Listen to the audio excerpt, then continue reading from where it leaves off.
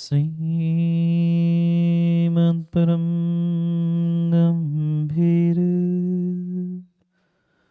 स्याद्वाद्मोगलाञ्छनम्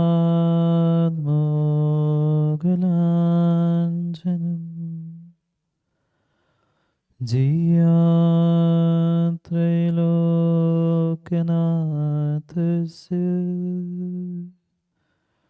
शासनं जिनशासनम्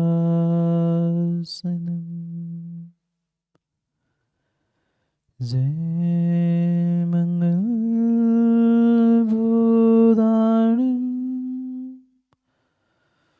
विमलाणं आनन्दंसनमयारं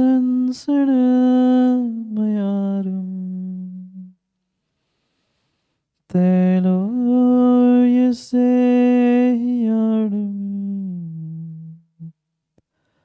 नमोऽस्ति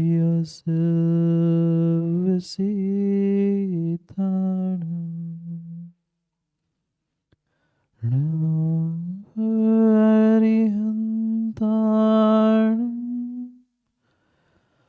नमो सिद्धाणं नमो आयर्याणं नमो वज्रायाणं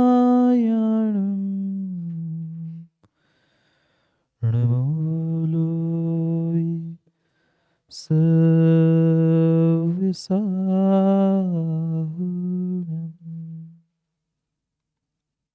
अनंत अनंत परम सिद्ध भगवान की 1008 श्री आदिनाथ भगवान की परम पूज्य आचार्य भगवान कुंद कुंद स्वामी की परम पूज्य आचार्य भगवान गुरुवर विशुद्ध सागर जी महाराज जी की सनातन जैन धर्म की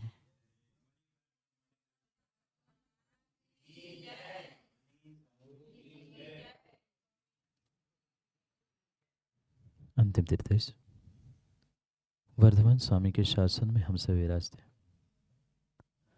और उनकी यह पावन पीयूष देशना हम सभी के लिए परम उपकारी। अनादिकाल से हमारी इस आत्मा में जो जन्म जरा और मृत्यु रूपी रोग लगे, उन रोगों का उपशमन करने वाली कोई परम औषधि है तो वह एकमात्र यह जनवाणी है। भव्यात्माओं,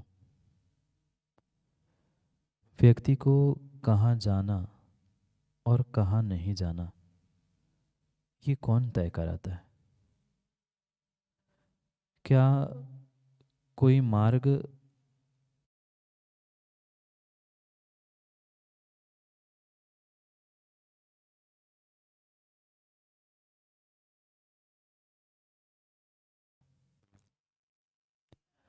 परम सत्य तो यही है कि ना वह दूसरा व्यक्ति उस व्यक्ति को किसी मार्ग पर चलाता है, ना कोई मार्ग उस मार्ग पर चलाने के लिए प्रेरणा देता है।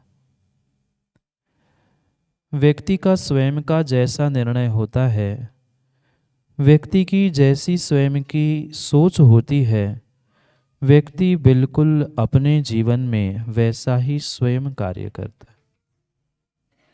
कहीं अच्छे स्थान पर पहुंचता है तो वो भी व्यक्ति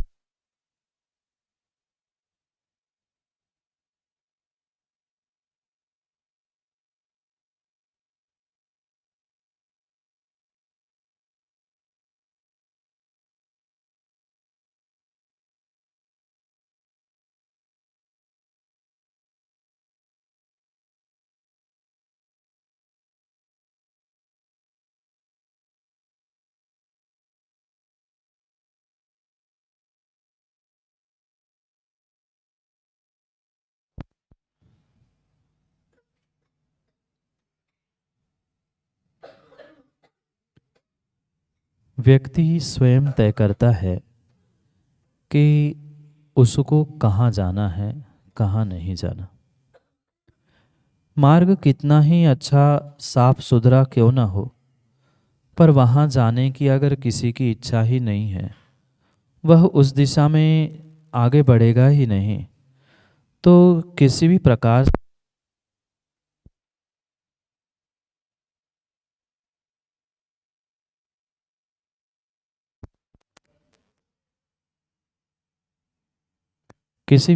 से वह अपने गंतव्य तक, लक्ष्य तक पहुंच ही नहीं सकता। व्यक्ति को स्वयं से ही अपने लक्ष्य, अपने गंतव्य को, अपने मार्ग को तय करने का पुरुषार्थ करना पड़ता है। और मात्र तय करने से नहीं, अपितु उसे उस मार्ग पर स्वयं को ही चलना पड़ता है। बहुत सारे जीवों की ये भ्रांति है कि अनेक प्रकार के मार्ग होते हैं, पर मैं तो कहता हूँ मार्ग तो एक ही होता है, उसके दो अंत भिन्न भिन्न होते। चाहे रज्जू चाचा आप झांसी से दिल्ली पहुंचना, मार्ग कितने हैं? मार्ग एक ही है। एक एंड, एक समाप्त दिल्ली पे होता है, एक झांसी पे होता है। मार्ग दो नहीं थे, मार्ग एक ही था। प्रत्येक प्रत्येक मार्ग के साथ हमें यही समझना होगा कि मार्ग एक ही होता है, उसके अंत, उसकी समाप्ति भिन्न दो प्रकार की हो सकती। चाहे ये अन का मार्ग हो, चाहे आत्मवंचना का मार्ग हो, माँ ये मार्ग भिन्न भिन्न नहीं है, मार्ग तो एक ही है। पर एक मार्ग के, उस मार्ग के एक तरफ आत्म कल्याण है और उसी मार्ग के दूसरी तरफ आत्मवंचना है। निर्णय हमें करना है कि हमें कहाँ जाना है, किस दिशा में जाना है। अगर अगर हमारी सोच, हमारी दृष्टि, हमारे विचार, हमारी मानसिकता अच्छी है तो हमारे लिए आत्म कल्याण के मार्ग पर, यानी उस एक ही मार्ग के आत्म कल्याण की ओर बढ़ने का पुरुषार्थ वह जीव करता है।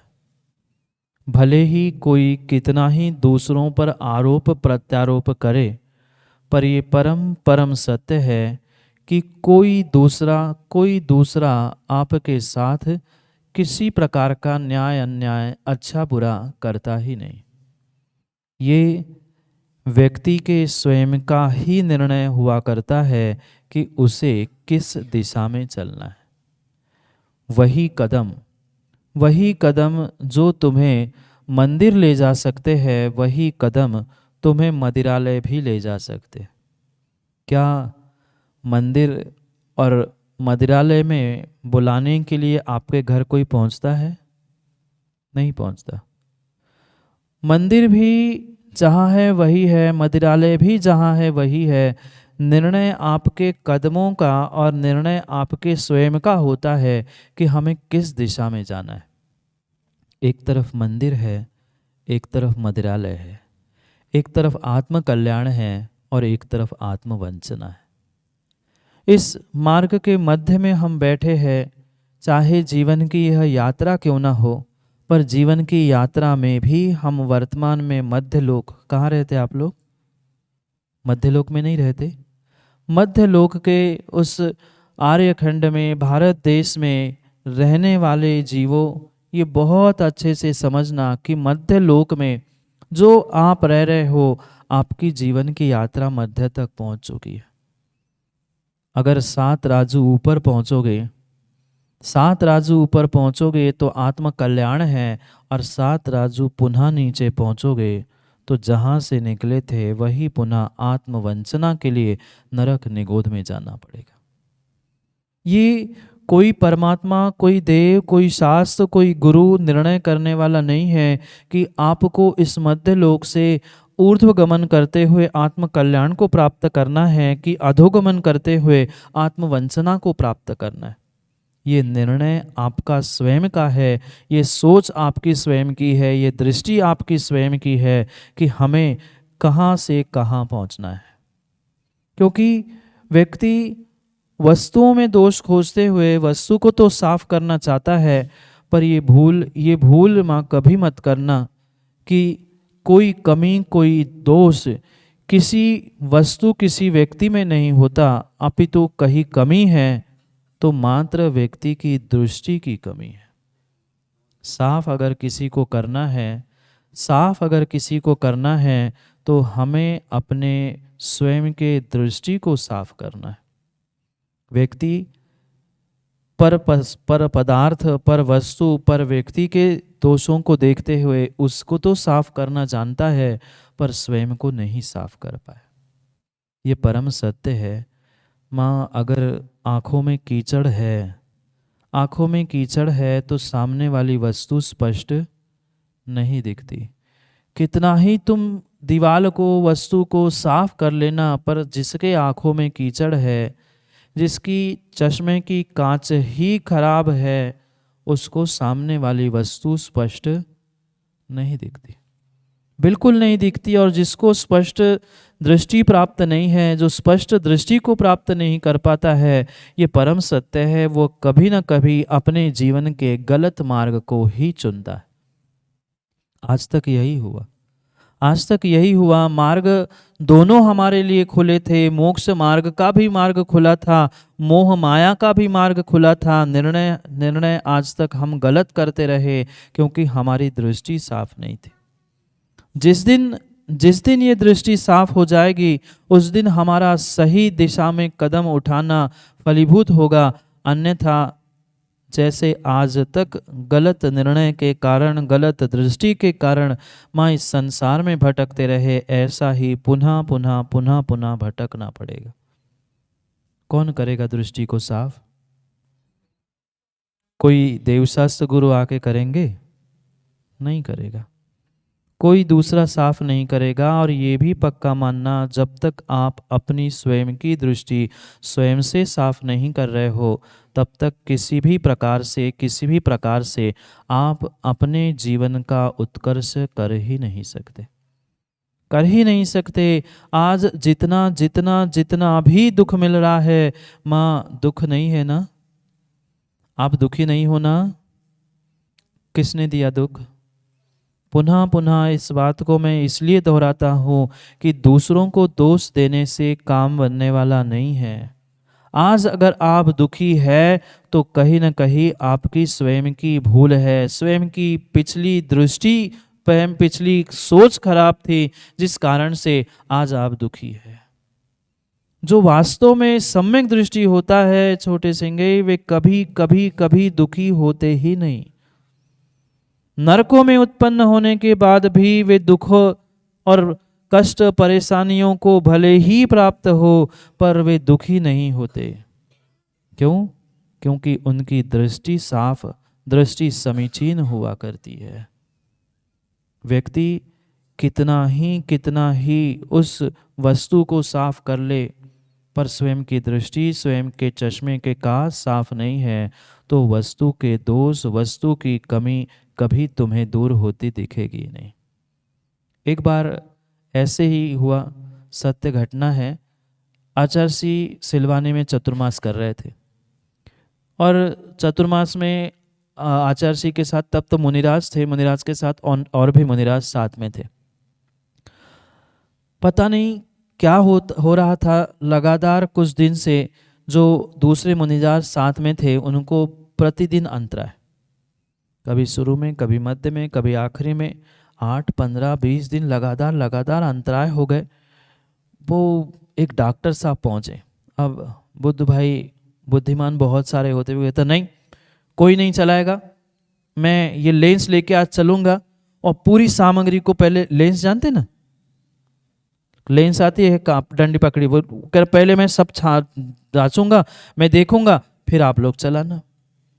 अब ठीक है, बुजुर्ग आदमी कह रहा है और इतने 10-15 अंतराय हो जाए तो सबने कह दिया ठीक है भाई, जैसा आप कहो, आप करके दिखाओ। वो पहुंचे उस दिन, मुनिराज की यहाँ अभी पूजा ही चल रही थी। उन्होंने थाली मंगवाई, उस लेंस से एक कटोरा अलग किया, दूसरा अलग किया, तीसरा अलग किया। देखते देखते जितनी थालियाँ रखी थी, थाली में जो जो सामग्री रखी थी, सब सामग्री उन्होंने अलग कर दी। अब चौके वाले परेशान, साथ जाने वाले, आहार कराने वाले परेशान। अब चलाए तो क्या चलाए, जितनी सामग्री थी डॉक्टर साहब ने पहले ही अलग कर दी। जो वहाँ रखी थाली में कटोरी, उसमें दिख गए बाल, कोई बात नहीं। अंदर से जो बर्तनों में रखी हुई सामग्री थी वो दूसरे कटोरे में भर के पुनः एक थाली लगा के आ गई, वो थाली दिखाई। जब तक मुनिराज पुनः शुद्धि कर रहे थे, डॉक्टर साहब ने पुनः सब थाली, पुनः कटोरी, सब कुछ देखा, सब में उन्हें पुनः बाल मिला। अब तो सब हैरान हो गए, मुनिराज के आहार कराए तो कैसे कराए, इतने बाल कैसे हो सकते। अब एक युवा का मन मचल गया, वो कह रहा ऐसा तो हो नहीं सकता, घर में सामग्री भी बनेगी तो एक आध में बाल आ गया, दो चार में समझ में आता है, सब में कैसे आ सकता है। वो पहुंचता है डॉक्टर साहब के पास और कहता है आपने अलग की हुई कटोरी और थाली दिखाना। उसने शोधन किया, उसने देखा तो एक में भी बाल नहीं। डॉक्टर साहब पुनः देखे, पुनः बाल, वो देखे तो एक में बाल नहीं।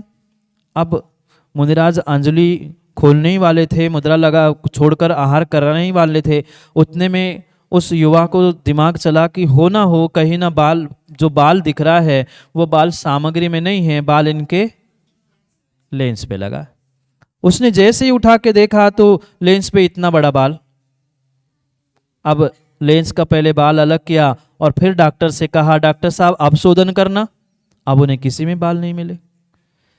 भूल ऐसी ही जीवों की होती रही, स्वयं के ही चश्मे में, स्वयं के ही आंखों में, स्वयं के ही दृष्टि में कचरा भरा है और लोग पता नहीं उस भोजन में और वस्तु में और व्यक्ति में दोष खोजने के लिए समय व्यतीत करते।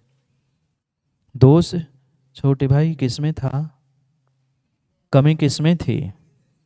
उस जो लेंस से वो शोधन कर रहे थे उस लेंस में बाल लगा था, ना कि सामग्री में बाल था। ऐसा ही होता है, मिथ्या दृष्टि की यही पहचान होती है।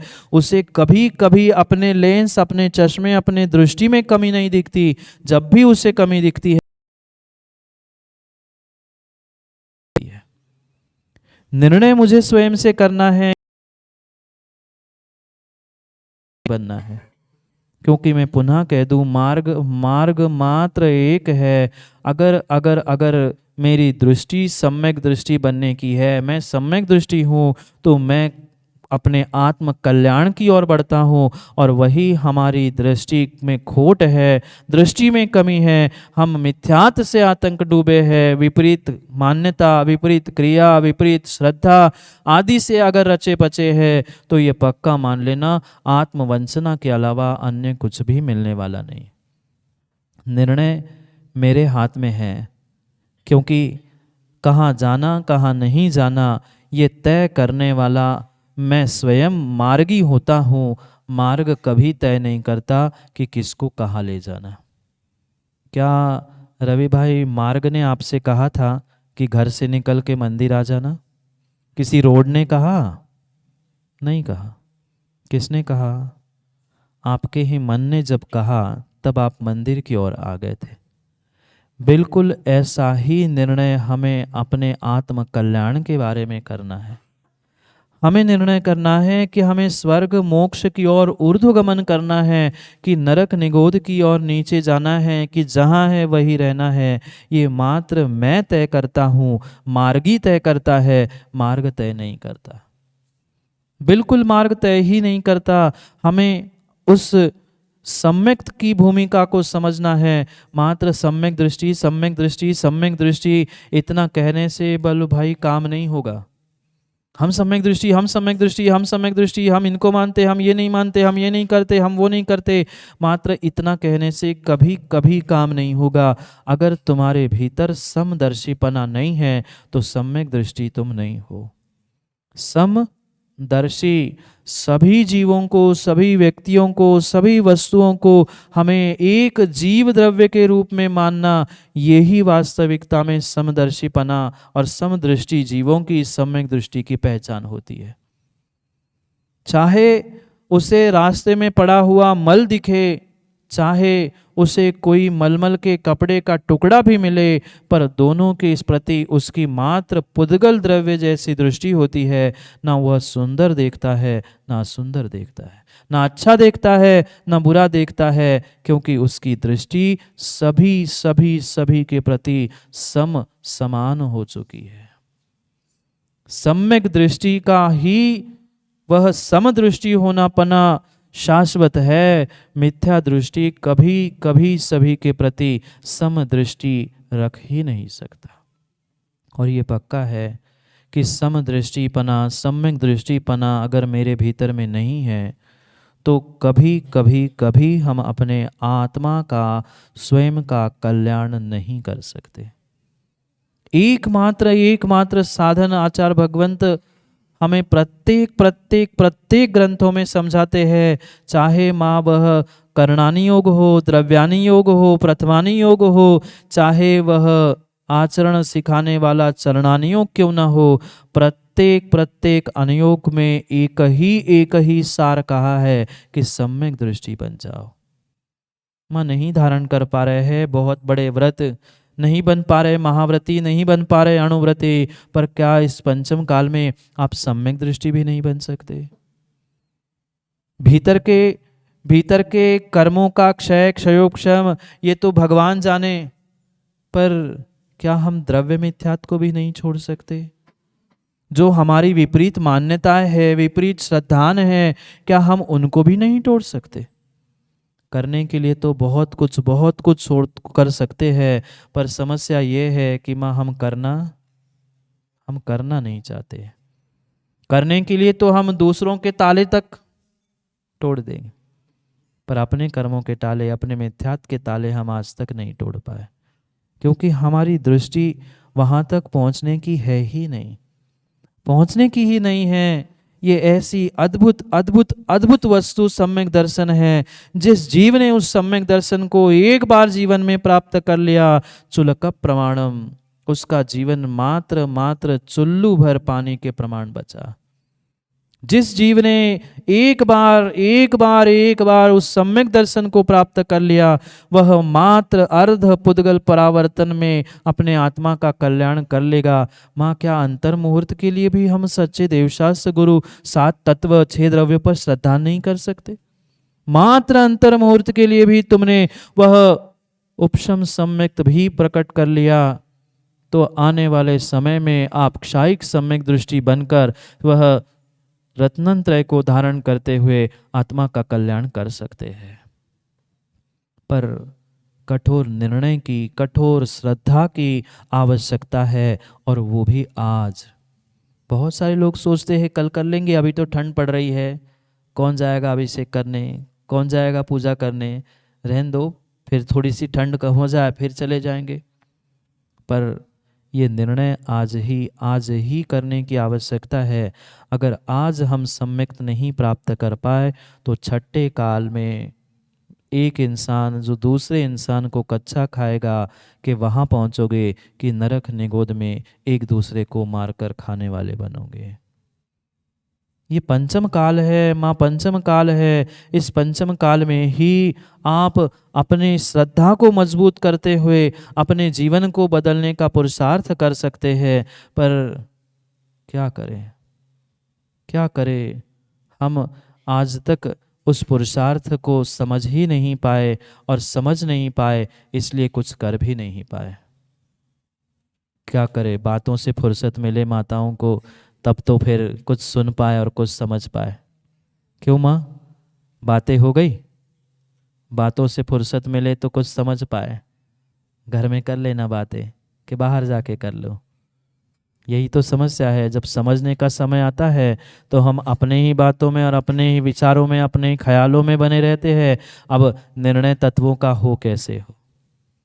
तत्व का निर्णय तो हो तो कैसे हो? समस्या सबसे ज़्यादा यही है कि कई सारे ऐसे निमित्त मिले हमें, पल पल में निमित्त मिले, सच्चे देव, गुरु, शास्त्र सब मिले, पर जब भी सुनने का और समझने का समय आया, हम ऐसे बातों में उलझ गए कि हमें स्वयं को ही नहीं पता रहता कि हम कहाँ बैठे। क्यों व्यर्थ में हम स्वयं भी अंतराय कर्म को बांधते हैं, और क्यों दूसरों के लिए भी अंतराय कर्म बांधते हैं? माँ अपनी दृष्टि को साफ करो, अपनी सोच को साफ करो, अपने आप को ठीक करो। दूसरों को ठीक करने से काम होने वाला नहीं है। यहाँ पुनः पंडित दौलत राम जी उस सम्यक दृष्टि जीव की महिमा को संबोधित करते हुए समझा रहे हैं कि अचिंत्य अचिंत्य महिमा होती उस सम्यक दृष्टि जीव की। ऐसा ऐसा उसका श्रद्धान होता है सच्चे देव शास्त्र गुरु और सात तत्वों पे कि चाहे चाहे दुनिया की कोई शक्ति सामने आ जाए पर वह सच्चे देव शास्त्र गुरु की श्रद्धा से कहीं डगमगाता नहीं है। कितनी कमजोर श्रद्धा माताओं आपकी है। थोड़ा सा कष्ट, थोड़ी सी परेशानी घर में आती है तो पता नहीं कौन से दर पर कहाँ क्या क्या चढ़ाने व्यक्ति पहुंच जाता है। हाँ, ऐसा ही है, ऐसा ही है। आज भले ही आप ऐसा देख रहे हो पर हमने तो देखा जितनी संख्या उन संप्रदायों की नहीं है उससे अधिक संख्या दूसरे संप्रदायों की वहां पहुंचने की है। हाँ, परम सत्य है। वे स्वयं चादरा चढ़ाने कम जाएंगे पर आप जैसे लोग जिनके पास सच्चे देव शास्त्र गुरु है वह उनके पास होने पर भी उन साधनों का उपयोग करने की जगह वे वहां जाकर चादरा चढ़ाते। कम से कम इस द्रव्य मिथ्यात्व को तो छोड़ो, गृहित मिथ्यात्व को तो छोड़ो, तब तो कुछ काम बन पाएगा, अन्यथा नहीं बनेगा। एक एक पंक्ति, एक एक शब्द, एक एक अक्षर दौलत राम जी ने आचार्य भगवंत को अपने अंतस में उतार उतार कर लिखे हैं। जो जो महिमा रत्नकरण श्रावकाचार्य में आचार्य समंतभद्र स्वामी ने कई कई श्लोकों के माध्यम से समझाने की प्रयास किया है, उसी को चंद पंक्तियों में यहाँ 16वें पद्य में तीसरी ढाल में समझा रहे।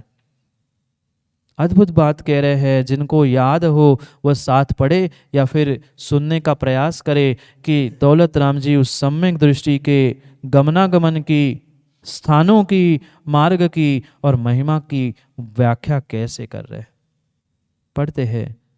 प्रथम नरक बिन षटभु ज्योतिषवान भवन षड नारी, थावर विकल त्रय पशु में नहीं उपजत सम्यक धारी, तीन लोक तिहु काल माहि नहीं दर्शन सो सुखकारी, सकल धर्म को मूल यही इस बिन करनी दुखकारी। कितनी अच्छी बात कह दी। सम्यक दर्शन शुद्धा, जो अपने दृष्टि को साफ करते हुए समदृष्टि होते हुए सम्यक दृष्टि बना है, वह सम्यक दर्शन से जो शुद्ध है वह नारक, तिर्यंश, नपुंसक, स्त्रीत्वानी इन अशुभ अशुद्ध पर्यायों को प्राप्त ही नहीं करता। प्रथम नरक बिन षटभू, यानी उन 7 नरकों की भूमियाँ, पता है माँ 7 भूमियाँ होती है। उन 7 भूमियों में 7 नरकों में से पहले नरक को छोड़कर आगे की 6 नरकों में 6 स्थानों में वह सम्यक दृष्टि जीव जाता ही नहीं, जाता ही नहीं है। रोग, आज लोग बिलखते हैं, रोते हैं, चिल्लाते हैं, उनके पास पैसे क्यों हैं, हम क्यों पैसे वाले नहीं हैं, हम क्यों स्त्री बने। माँ ये पक्का मानना, मायाचारी तो की ही थी पर सम्यक दर्शन भी नहीं था।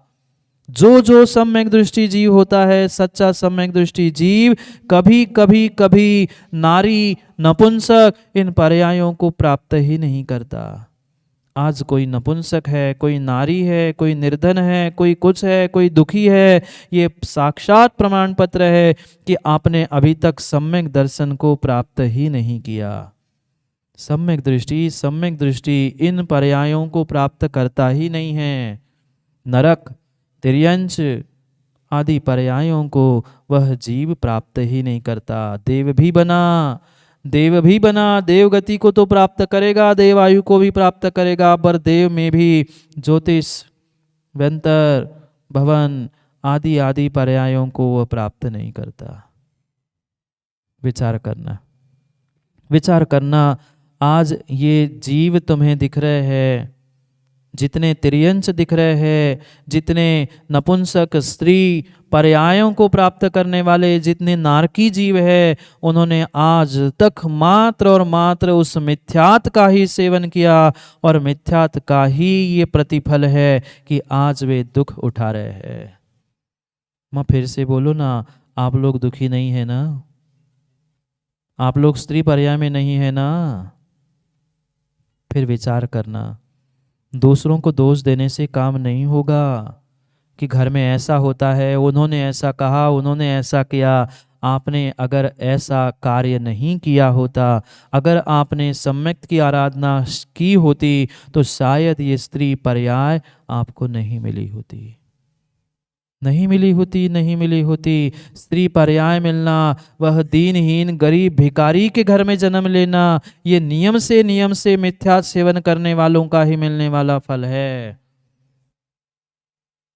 हाँ, मिथ्यात, द्रव्य मिथ्यात, भाव मिथ्यात, अनेक प्रकार से मिथ्यात है। मात्र देवशास्त्र गुरु को मानना नहीं मानना, इनको मानो उनको मानो, इतना ही मिथ्यात नहीं है। अनेक प्रकार के ग्रहित मिथ्यात, अग्रहित मिथ्यात, भाव मिथ्यात, विनय मिथ्यात, अनेक प्रकार के मिथ्यातों को समझने की आवश्यकता है। पिछली ही गाथाओं में, पिछले ही पद्यों में पंडित दौलत राम ने बहुत अच्छे से इन सभी मिथ्यात्व को समझाने का प्रयास किया। कुछ पिछले पद्यों में उसका खुलासा भी आपको मिल जाएगा। एक एक मिथ्यात का व्याख्यान किया है कि गृहित मिथ्यात क्या होता है, अगृहित मिथ्यात क्या होता है, द्रव्य मिथ्यात क्या है, भाव मिथ्यात क्या है। जो सच्चे देव शास्त्र गुरु को छोड़कर अन्यत्र उनकी कल्पना करके जो पहुंच रहे हैं, उनके जैसे परमात्मा भगवान ईश्वर मेरा काम बन जाए, इस आकांक्षा से जो पहुंच रहे हैं, वह पूर्ण रूप से द्रव्य मिथ्यात है। कोई पहुंच नहीं पाता, पर भीतर ही भीतर भाव चल रहे हैं, अरे यार वो अच्छे हैं, उनके यहाँ वो काम हो जाता है, वो तुम्हारा भाव मिथ्या चल रहा है। ठीक है, पंचम काल का दोष भाव मिथ्यात रूप आ रहा है उदय में, कम से कम द्रव्य मिथ्यात को छोड़ो। चतुर्थ काल में द्रव्य मिथ्यात नहीं होता। द्रव्य मिथ्यात मात्र इस हुंडा उसर्पणी पंचम काल का ही प्रताप है। चौथे काल में द्रव्य मिथ्यात था ही नहीं। उनकी माता होना, स्वर्गों के देव होना, सब कुछ है, पर जो आज ये द्रव्य मिथ्यात के आकार तुम्हें गली गली मोहल्ले में दिख रहे हैं, वे चौथे काल में नहीं होते। भाव मिथ्यात होता है, कभी ना कभी वह सच्चे देवशास्त्र गुरु से श्रद्धा को डगमगा के हुए अन्यत्र जाने का भाव लगते हैं। उस पर कुतत्व पर श्रद्धान कर सकते हैं, तत्व पर अश्रद्धान कर सकते हैं, पर वो भाव ही रूप होता है, द्रव्य रूप मिथ्या चौथे काल में होता ही नहीं। जो स्त्री पर्याय को प्राप्त किया, उस तीर्थंकर की माँ बनी हो चाहे कोई बनी हो, उस पर्याय के पहले में ये विशेष बात ध्यान रखना, सम्यक दृष्टि जीव कभी स्त्री नहीं बनता, कभी नरक नहीं जाता, पर फिर भी बनने वाला तीर्थंकर नरक में, ये भी बहुत बड़ा प्रश्न चिन्ह है। जब सम्यक दृष्टि नरक नहीं जाता, सम्यक दृष्टि स्त्री नहीं बनती, तो फिर तीर्थंकर की माँ कैसे बनी? फिर वह श्रेणी जो बनने वाला तीर्थंकर है, राजगृह का इतना इतना इतना श्रेष्ठ राजा था, तो वो नरक में क्या कर रहा है? ये गहरा रहस्य समझने की आवश्यकता है। पहली बात तो ये बहुत बहुत बहुत बहुत गहराई से, सूक्ष्मता से निर्णय करने की है कि सम्यक दृष्टि जीव पहले नरक को छोड़कर अन्यत्र कहीं नहीं जाता। वह भवनवासी, व्यंतर, वान मतलब ज्योतिष आदि आदि पर्यायों को प्राप्त नहीं करता। क्षण मतलब नपुंसक नहीं, नारी नहीं, थावर, विकलत्रय, एक इंद्रिय, दो इंद्रिय, तीन इंद्रिय, चार इंद्रिय, इन पर्यायों को भी प्राप्त नहीं करता। सम्यक धारी दरिद्री नहीं बनता। लूला, लंगड़ा, अंधा, काना, अंगहीन, अंग अधिक, ये जितने जितने जितने जीव है, वे सम्यक दृष्टि कभी कभी नहीं बनते। हाँ, अद्भुत बात, यही तो सम्यक की महिमा है। कोई उस जीव के पास संयम नहीं, कोई कोई कोई किसी प्रकार का व्रत, कोई नियम नहीं, पर मात्र और मात्र सम्यक दर्शन की ऐसी अद्भुत महिमा है। सच्चे देवशास्त्र गुरु पर ऐसा श्रद्धान है कि वह अपने आत्मा का और अपना कल्याण कर लेता है। हाँ, पहली बात तो ये बुद्धू जी समझ में आई, सम्यक दृष्टि इन पर्यायों को नहीं प्राप्त करता। फिर वह तीर्थंकर की माँ क्या मिथ्या दृष्टि थी? क्या नरक में गए हुए वो बनने वाले तीर्थंकर क्या मिथ्या दृष्टि थे? बिल्कुल नहीं, बिल्कुल नहीं, बिल्कुल नहीं। जैसे प्रत्येक सिद्धांतों के लिए कुछ उपसिद्धांत हुआ करते हैं, ऐसे सिद्धांतों के बाद में ये उपसिद्धांत है कि माना कि कोई नरक जाते हुए दिख रहा है, कोई स्त्री पर्याय को प्राप्त करते हुए दिख रहा है, तो ये दोष उसके सम्यक का नहीं है, पिछले बांधे हुए कर्मों का ही ये दोष है। एक सम्यक दृष्टि नरक नहीं जा सकता तो वो एक सम्यक दृष्टि बनने वाला तीर्थंकर नरक में क्या कर रहा है? और वो भी एक नहीं, दो नहीं, तीन नहीं, 84,000 वर्ष की आयु लेकर क्यों गया? क्योंकि सम्यक प्राप्त करने के पहले उन जीवों ने उन गतियों को, उन कर्मों को, उन आयुओं को बांध लिया था। उसका ये फल है कि वह आयु तो नहीं बदली। नहीं पता श्रेणी की कथा? मां श्रेणी की कथा नहीं पता? मात्र ईर्ष्या के भावों से बदला लेने के लिए श्रेणी दौड़ पड़ा था। मैं देख लूंगा तुम्हारे भी गुरु को। 500 शिकारी कुत्ते भेज दिए थे, पर कुत्ते भी गुलाब चंद जी कितने अच्छे थे, मुनिराज को देखकर भौंकना बंद कर गए। कुत्ते तो फिर भी समझदार होते बल्लू भाई, वो कहाँ भौंकना कहाँ नहीं भौंकना समझ लेते हैं, पर पंचम काल के इंसानों की लीला या अपरंपार है। वे 500 कुत्ते मौन हो गए, मुनिराज के सामने बैठ गए।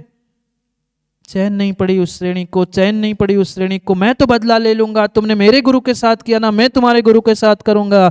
मरा हुआ सर्प उठा के गले में डाल दिया। जिस क्षण में मुनिराज की अवहेलना की थी, उपसर्ग किया था, तत्क्षण में माँ उसी समय 7वें नरक की आयु बांध चुका था वह श्रेणिक। अभी सम्यक दृष्टि नहीं था। सम्यक दृष्टि होता तो कभी निर्ग्रंथ गुरु पर, कभी निर्ग्रंथ गुरु पर उपसर्ग नहीं करता, ना शब्दों का करता, ना सांप गले में डालकर करता, नहीं करता। कहीं ना कहीं तीव्र मिथ्यात्व का उदय जब गुलाब चंद जी जीवों का आता है, जब कहीं ना कहीं वह गति पक्की होने का समय आता है, आयुबंध का समय आता है, व्यक्ति ऐसे कुकृत्य कर बैठता है। इतने दिन कुछ नहीं किया, पर तभी आयु का बंध अपकर्षण काल आना था और तभी उसे मुनिराज के गले में सर्प डालकर उपसर्ग करना था। क्या नियोग था, क्या नियोग था? तीर्थंकर बनने का जिसका नियोग था, उसको नरक जाने का भी नियोग लेके जाना पड़ा। आने वाले समय के, उस आने वाले भविष्य के 24 में बनने वाला ये तीर्थंकर है। वो सम्यक दृष्टि नरक में विचार करना। यहां तो कह रहे सम्यक दृष्टि कभी नरक में जाता ही नहीं, कभी स्त्री पर्याय को प्राप्त नहीं होता, कभी विकलत्रयों को प्राप्त नहीं होता, कभी वह 3 प्रकार के जो देव कहे जाते हैं भवनत्रिक, उन दुर्गतियों को प्राप्त नहीं करता। मात्र और मात्र सच्चे गुरु का अभिनय उपसर्ग किया था, उसका प्रतिफल तत्क्षण में आयुबंध ऐसा आयुबंध हुआ कि वह 7वें नरक की उत्कृष्ट आयु बांध ली थी।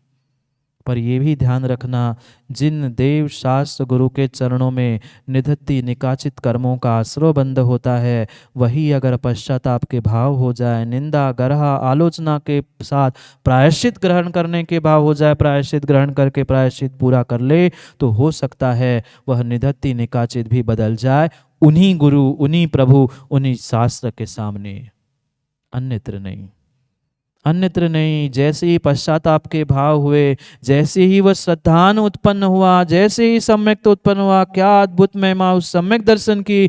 मात्र तत्वों का और गुरु का श्रद्धान ऐसे हो गया, वो 7वें नरक की आयु पहले नरक में परिवर्तित हो गई।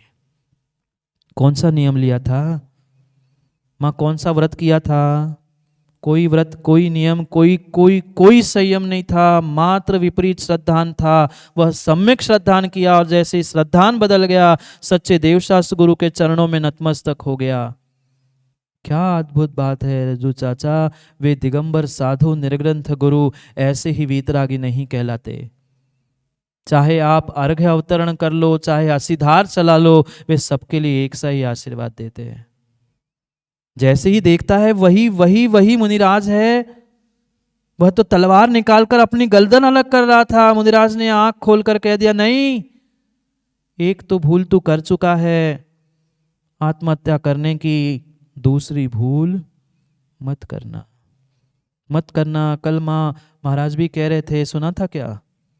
कभी जीवन में आत्महत्या करने के भाव भी मत लाना, मत लाना, मत लाना। ये कर्म के 9 कर्म होते हैं। जीव जैसा भाव करता है वैसे जीवन में कार्य अवश्य ही घटित होते हैं।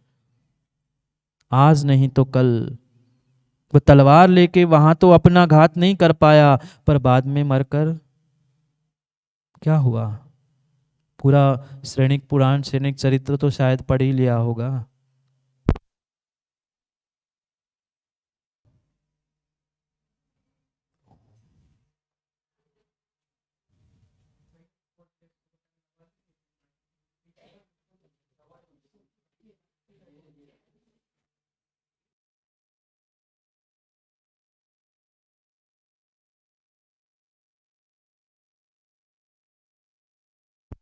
तथा पर मुनिराज ने उसका भी स्थितिकरण करते हुए जैसे ही आशीर्वाद के लिए हाथ उठाया, वह विपरीत श्रद्धा तुरंत समीचीन हो गई। जो अनादि मिथ्या दृष्टि था, वह तत्क्षण में श्रद्धा के निमित्त से, समीचीन दृष्टि के निमित्त से समकित को प्राप्त करते ही सम्यक दृष्टि बन गया। यही रहस्य है बुद्ध भाई, यही रहस्य है। सम्यक दृष्टि नरक नहीं जाता, पर पहले नरक आयु बांध ली थी, पहले नरक आयु बांध ली थी, पहले नरक आयु बांध ली थी। वह नरक आयु बांधने का फल तो उसे नरक आयु, नरक में जाना पड़ा, पर फिर भी वह जो उत्कृष्ट आयु 33 सागर की थी, वह कम करते कहाँ 33 सागर और कहाँ 84,000 वर्ष। पहले नरक में, इसलिए यहां भी लिखा प्रथम नरक बिनसट, पहले नरक को छोड़कर आगे के 6 नरकों में तो वह जाता ही नहीं। पहले नरक में भी तभी जाएगा अगर पहले आयु का बंध कर लिया है तो। इसी प्रकार से चाहे वह स्त्री पर्याय को प्राप्त करने वाली तीर्थंकर की माँ क्यों ना हो, यही समझना पहले उस स्त्री पर्याय का वह आश्रव बंध हुआ होगा और फिर प्राप्त किया, इसलिए वह स्त्री पर्याय में भी ऐसी उत्कृष्ट पर्याय को प्राप्त किया। चाहे सची हो, चाहे वह माँ हो, ये अद्भुत अभी देखेंगे आप पंचकल्याणक के निमित्त से देखेंगे क्या क्या वह माँ और सची की पर्याय हुआ करती है। कहने के लिए स्त्री पर्याय है, कहने के लिए स्त्री पर्याय है, पर सम्यक की आराधना का ये फल है कि साक्षात तीर्थंकर बालक को हाथ में लेकर चलने का सौभाग्य प्राप्त होता है। कभी कभी माँ सम्यक दृष्टि, कभी सम्यक दृष्टि इन दुर्गतियों को प्राप्त नहीं करता। आचार्यों ने दुर्गति कही है, मनुष्य बने, जैन कुल मिला, पर फिर भी स्त्री पर्याय मिली है। ये कहीं ना कहीं आपके नियम से वह पाप का ही उदय है, दुर्गति का ही उदय कहा है। तीनों लोक तीनों काल में इस सम्यक दर्शन जैसा उत्कृष्ट कोई अन्य है ही नहीं है। न सम्यक तो समम किंचित त्रैलोक्यम त्रिजगत्यपि श्रेयो श्रेयस्य मिथ्यात्व समम नान्यत तनुभृता। मिथ्या जैसा कोई शत्रु नहीं है और सम्यक दर्शन जैसा कोई महान मित्र नहीं है। 3 काल में 3 जगत में श्रेष्ठ कोई अगर है तो ये सम्यक है। 3 काल तिहु काल माही, 3 काल 3 लोक 3 जगत में अगर सर्वोत्कृष्ट कोई है तो वह मात्र सम्यक दर्शन है। दर्शन सो सुखकारी, ये दर्शन ही सुखकारी है। जितने जितने गरीब तड़प रहे हैं, दीन भीख मांग रहे हैं, उनको देखकर ये सोच लेना भाई ये भीख मांग रहा है, मतलब इसने कहीं ना कहीं पिछले पर्यायों में सम्यक की विराधना की है, मिथ्यात्व की पुष्टि की है, मिथ्या दृष्टियों की अनुमोदना की है। आज जितने पैसे वाले दिख रहे हैं, ये सोचना ये पैसे पुण्य का मल है, आज है कल जरूरी नहीं है, आज है कल जरूरी नहीं है। आज तुमने जो प्राप्त किया है वह मात्र और मात्र पिछली सम्यक की आराधना, सम्यक दृष्टि की सेवा, इसके निमित्त से ही प्राप्त किया है। आज अगर समय पर उसका हम सदुपयोग मां नहीं करेंगे ना, तो कैसे जंग लग के खत्म हो जाए कोई ठिकाना नहीं। बहुत सारे लोग कहते हैं वे तो पार्शलिटी करते हैं, ये पार्शलिटी करते हैं, नहीं करते। ना तीर्थंकर भगवंतों ने पार्शलिटी की, ना किसी निर्ग्रंथ गुरुओं ने पार्शलिटी की। उनके आपने अगर पुराण पढ़े होंगे, अभी देखेंगे मुनीश्वरनाथ भगवान का जन्म भी किसी दीनहीन के घर में नहीं हुआ।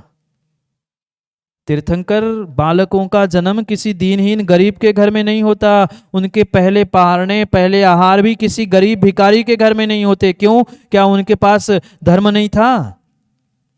क्या उनके पास श्रद्धा नहीं थी? क्या नवोदा भक्ति नहीं थी? माए ऐसा नियोग होता है, ऐसा नियोग होता है। पुण्यात्मा के ही घर पुण्यात्मा जन्मता है, पुण्यात्मा के ही घर निर्ग्रंथ मुनिराजों के चरण पड़ते हैं, पापियों के घर में निर्ग्रंथों के चरण और महामुनियों के तो पड़ते ही नहीं। तीर्थंकर महामुनि कहलाते हैं। ये कभी कभी किसी प्रकार से पार्शलिटी नहीं है। नहीं तो आजकल के बहुत सारे लोग कहते हैं वो तो पता ही था, वो तो उनके ही है, ये तो इनके ही है। ये भ्रांतियां है, ये भूल है। ऐसा नहीं है छोटे सिंगे, ये ऐसा नहीं है। तीर्थंकर भगवंत, आचार्य भगवंत, मुनि भगवंत कभी किसी के साथ पार्शलिटी नहीं करते। अगर पार्शलिटी कोई कर रहा है ना तो तुम्हारा पुण्य पाप कर रहा है। कोई व्यक्ति तुम्हारे साथ कोई अन्याय नहीं कर सकता, कोई नहीं कर सकता, कोई नहीं कर सकता, कर्म भी नहीं कर सकते। बुद्ध भाई न्याय अन्याय हो रहा है तुम्हारी अपने स्वयं की सोच, अपनी दृष्टि और स्वयं की करतूती से। लोगों को, कर्मों को, दूसरों को दोष देने से काम नहीं होगा। अद्भुत बात है ये सम्यक दर्शन, जिसने वह इतनी कितनी महिमा, माँ 33 सागर की आयु, जो 7वें नरक में उसे 33 सागर तक दुख उठाना था, वह ठीक है पहले बन चुका था। दुख तो भोगना पड़ेगा, कर्म कहीं नहीं जाएंगे, पर कम से कम उसका स्थिति अनुभाग तो कम हुआ। कहाँ 7वां नरक और कहाँ पहला नरक, कहाँ 33 सागर की आयु और कहाँ मात्र 84,000 वर्ष की आयु। मात्र कह रहा हूं, 33 सागर की अपेक्षा से वो मात्र ही है। फिर सोचो, अगर हमें इस दुखों से बचना है, सुख को प्राप्त करना है, तो दर्शन सो सुखकारी, दर्शन ही सुखकारी है, दर्शन ही सुखकारी है। अन्य संसार में कोई सुख देने वाला है ही नहीं है। सकल धर्म को मूल यही है, सकल धर्म को मूल यही है। सभी धर्मों का अगर मूल कोई है, सभी धर्मों में तुम्हारी चाहे शुभ क्रिया हो, शुद्ध क्रिया हो, पूजा पाठ हो, सब कुछ तभी सफल है, तभी सफल है जब ये मूल सम्यक दर्शन है। जैसे एक बीज होता है, बीज के अभाव में कभी वृक्ष देखा? कभी वृक्ष बीज के अभाव में नहीं होता, बीज बोए बिना वृक्ष नहीं होता। जैसे एक बीज वृक्ष को उत्पन्न करने के लिए निमित्त है, ऐसे ही तुम्हारे सुख के लिए, तुम्हारे मोक्ष के लिए, तुम्हारे स्वर्ग के लिए, आत्म कल्याण के लिए अगर कोई बीज है, कोई मूल है, तो ये सम्यक दर्शन है। सम्यक दर्शन है, सकल धर्म को मूल यही। तुम्हारी प्रत्येक धर्म की क्रिया माँ, उपवास, व्रत, सामायिक, स्वाध्याय, माला, भक्तांबर पाठ, ये सब सब सब सब तभी काम आएगा जब तुम्हारे भीतर उस देव शास्त्र गुरु 7 तत्वों के प्रति श्रद्धा होगा, आप सम्यक दृष्टि होंगे तो। इस बिन करनी सब दुखकारी। इस सम्यक दर्शन के बिना तुमने जो भी किया है, जो भी किया है, जो भी किया है, वह सब सब व्यर्थ है। अद्भुत महिमा आचार्यों ने कही है, अद्भुत महिमा आचार्यों ने कही है। माँ आज कितनी ही क्रीम पाउडर, कितने ही मेकअप, कितना ही जो चाहे कर लेना, जितने सुंदर सुंदर वस्त्र पहन लेना, जरूरी नहीं है आप सुंदर लगो। जो सम्यक दृष्टि होता है वो ही अगली पर्याय में सुंदर बनता है। ओजस तेजो विद्या वीर यशो विभव विभव सनाता, महापुरुषा महातिलका महा था, मानव तिलका भवंती दर्शन पूता। जो दर्शन पूत है, जो सम्यक दर्शन से शुद्ध है, जो सम्यक दर्शन का पूत है, उसे तो आचार्यों ने इतनी इतनी महिमा कही, उसे तो साक्षात सिद्धों का पुत्र कहा। जिसने सम्यक दर्शन प्राप्त कर लिया, जैसे किसी करोड़पति के घर में बब्बा जन्म लेने वाला व्यक्ति व बालक, भले ही 2 महीने, 6 महीने, 8 महीने, साल का नहीं, नवजात बालक क्यों ना हो, क्या उसी दिन से वो करोड़पति नहीं? तुमने जीवन खपाया पूरा करोड़ इकट्ठा करने के लिए, और वह जन्म के दूसरे घंटे से, दूसरे मिनट से करोड़पति की औलाद कहलाता है। क्यों? क्योंकि उसने उस घर में जन्म लिया है। ऐसे ही जो जीव सम्यक दर्शन को प्राप्त करता है, उसे सिद्धों का पुत्र कहा है। आज नहीं तो कल, कल नहीं तो परसों, परसों नहीं तो नरसों। जैसे ही वह बालक 1 महीने का नहीं, 18 वर्ष का होने के बाद तो प्रॉपर्टी का हकदार, तो बिना लिखे, लिखा पढ़े की भी आवश्यकता नहीं आजकल, तो बिना लिखा पढ़े ही वह बेटे को तो प्रॉपर्टी देनी ही पड़ती है।